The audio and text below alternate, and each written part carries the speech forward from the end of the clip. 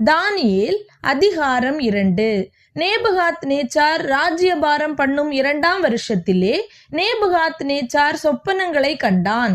அதனால் அவனுடைய ஆவி கலங்கி அவனுடைய நித்திரை கலைந்தது. அப்பொழுது ராஜா தன் சொப்பனங்களை தனக்கு தெரிவிக்கும் பொருட்டு சாஸ்திரிகளையும் ஜோஷியரையும் சூனியக்காரரையும் கல்தேயரையும் அழைக்க சொன்னான். அவர்கள் வந்து ராஜ சமூகத்தில் நின்றார்கள். ராஜா அவர்களை நோக்கி, ஒரு சொப்பனம் கண்டேன், அந்த சொப்பனத்தை அறிய வேண்டுமென்று என் ஆவி கலங்கி இருக்கிறது என்றான். அப்பொழுது கல்தேயர் ராஜாவை நோக்கி, ராஜாவே, நீர் என்றும் வாழ்க, சொப்பனத்தை உமது அடியாருக்கு சொல்லும், அப்பொழுது அதன் அர்த்தத்தை விடுவிப்போம் என்று சீரிய பாஷையிலே சொன்னார்கள்.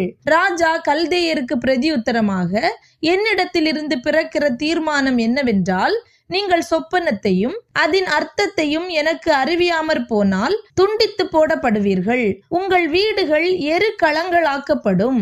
சொப்பனத்தையும் அதன் அர்த்தத்தையும் தெரிவித்தீர்களேயாகில் என்னிடத்தில் வெகுமதிகளையும் பரிசுகளையும் மிகுந்த கனத்தையும் பெறுவீர்கள். ஆகையால் சொப்பனத்தையும் அதன் அர்த்தத்தையும் எனக்கு தெரிவியுங்கள் என்றான்.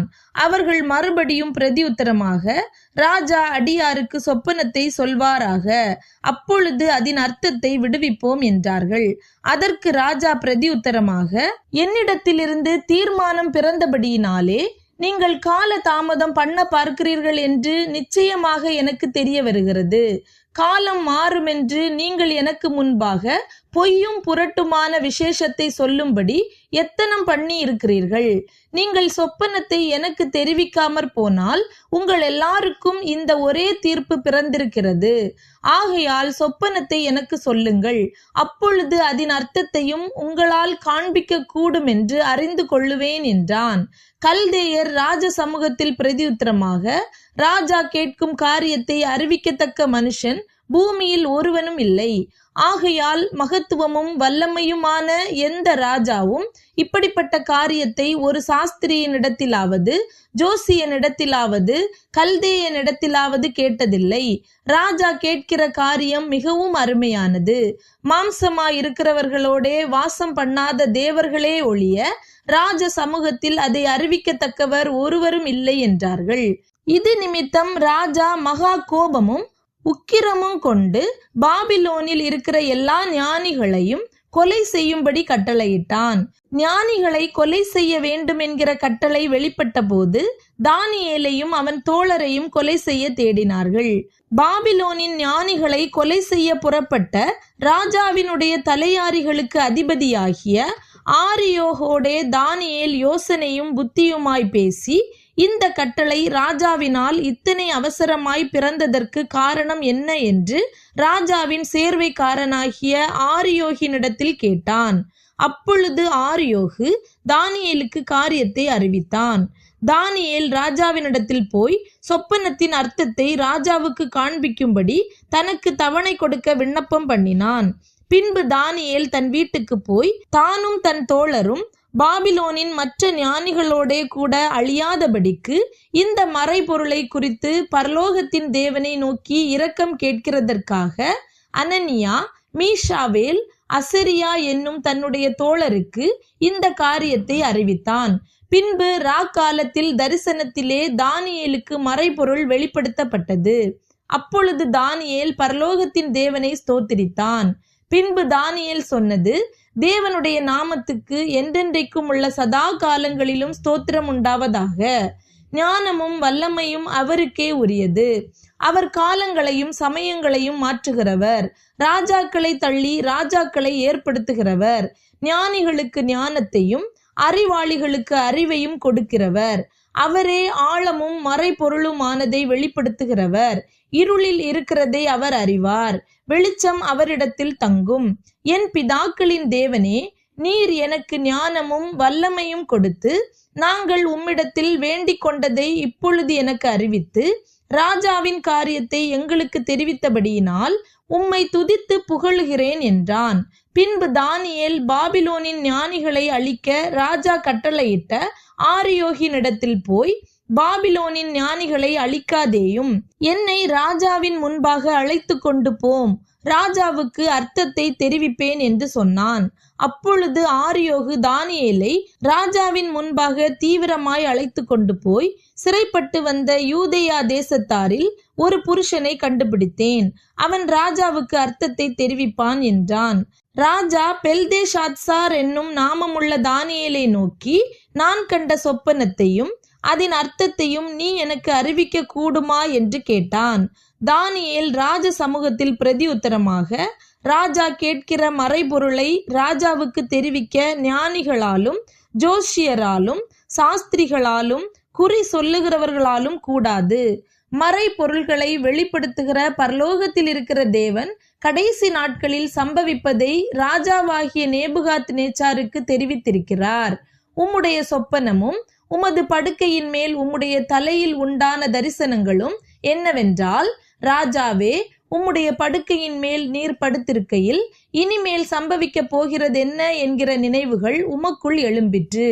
அப்பொழுது மறைபொருள்களை வெளிப்படுத்துகிறவர் சம்பவிக்க போகிறதை உமக்கு தெரிவித்தார். உயிரோடு இருக்கிற எல்லாரை பார்க்கிலும் எனக்கு அதிக ஞானம் உண்டென்பதினாலே அல்ல, அர்த்தம் ராஜாவுக்கு தெரிய வரவும் உம்முடைய இருதயத்தின் நினைவுகளை நீர் அறியவும் இந்த மறைபொருள் எனக்கு வெளியாக்கப்பட்டது. ராஜாவே, நீர் ஒரு பெரிய சிலையை கண்டீர். அந்த பெரிய சிலை மிகுந்த பிரகாசமுள்ளதாயிருந்தது. அது உமக்கு எதிரே நின்றது. அதன் ரூபம் பயங்கரமாயிருந்தது. அந்த சிலையின் தலை பசும் பொன்னும், அதன் மார்பும் அதன் புயங்களும் வெள்ளியும், அதன் வயிறும் அதன் தொடையும் வெண்கலமும், அதன் கால்கள் இரும்பும், அதன் பாதங்கள் பாதி இரும்பும் பாதி களிமண்ணுமாயிருந்தது. நீர் பார்த்து கொண்டிருக்கும் போதே கைகளால் பெயர்க்கப்படாத ஒரு கல் பெயர்ந்து உருண்டு வந்தது.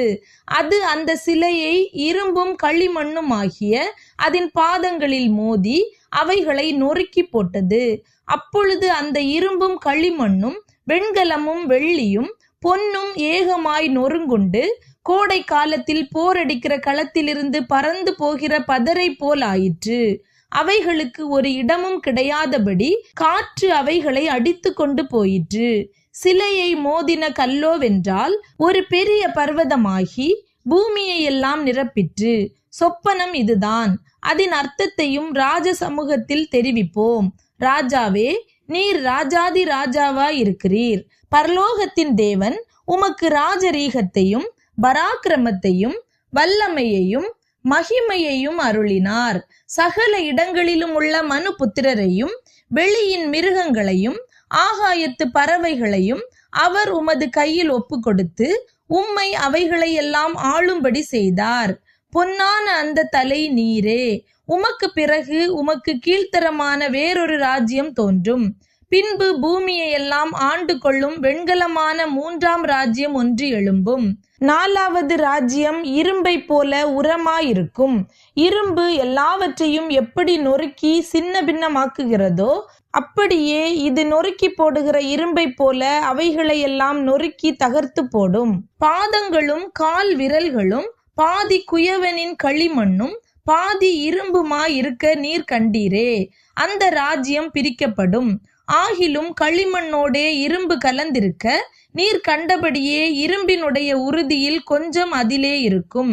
கால் விரல்கள் பாதி இரும்பும் பாதி களிமண்ணுமாயிருந்தது என்னவென்றால், அந்த ராஜ்யம் ஒரு பங்கு உரமும் ஒரு பங்கு நெரிசலுமாயிருக்கும். நீர் இரும்பை களிமண்ணோடே கலந்ததாக கண்டீரே. அவர்கள் மற்ற மனுஷரோடே சம்பந்தம் கலப்பார்கள். ஆகிலும் இதோ களிமண்ணோடே இரும்பு கலவாதது போல அவர்கள் ஒருவரோடொருவர் ஒட்டி கொள்ளாதிருப்பார்கள். அந்த ராஜாக்களின் நாட்களிலே பரலோகத்தின் தேவன் என்றென்றைக்கும் அழியாத ஒரு ராஜ்யத்தை எழும்ப பண்ணுவார். அந்த ராஜ்யம் வேறே ஜனத்துக்கு விடப்படுவதில்லை. ஒரு கல் கையால் பெயர்க்கப்படாமல் மலையிலிருந்து பெயர்ந்து உருண்டு வந்து இரும்பையும் வெண்கலத்தையும் களிமண்ணையும் வெள்ளியையும் பொன்னையும் நொறுக்கினதை நீர் கண்டீரே. அப்படியே அது அந்த ராஜ்யங்களை எல்லாம் நொறுக்கி நிர்மூலமாக்கி தானோ என்றென்றைக்கும் நிற்கும். இனிமேல் சம்பவிக்க போகிறதை மகாதேவன் ராஜாவுக்கு தெரிவித்திருக்கிறார். சொப்பனமானது நிச்சயம். அதன் அர்த்தம் சத்தியம் என்றான். அப்பொழுது ராஜாவாகிய நேபுகாத் நேச்சார் முகங்குப்புற விழுந்து தானியேலை வணங்கி அவனுக்கு காணிக்கை செலுத்தவும் தூபம் காட்டவும் கட்டளையிட்டான். ராஜா தானியேலை நோக்கி, நீ இந்த மறைபொருளை வெளிப்படுத்தினபடியினால் மெய்யாய் உங்கள் தேவனே தேவர்களுக்கு தேவனும் ராஜாக்களுக்கு ஆண்டவரும் மறைபொருள்களை வெளிப்படுத்துகிறவருமாயிருக்கிறார் என்றான். பின்பு ராஜா தானியேலை பெரியவனாக்கி அவனுக்கு அநேகம் சிறந்த வெகுமதிகளை கொடுத்து அவனை பாபிலோன் மாகாணம் முழுதுக்கும் அதிபதியாகவும் பாபிலோனில் உள்ள சகல ஞானிகளின் மேலும் பிரதான அதிகாரியாகவும் நியமித்தான். தானியேல் ராஜாவை வேண்டிக் கொண்டதின் பேரில் அவன் சாத்ராக்கையும் மேஷாக்கையும் ஆபேத் நேகோவையும் பாபிலோன் மாகாணத்து காரியங்களை விசாரிக்கும்படி வைத்தான். தானியேலோ வென்றால் ராஜாவின் கொலு மண்டபத்தில் இருந்தான்.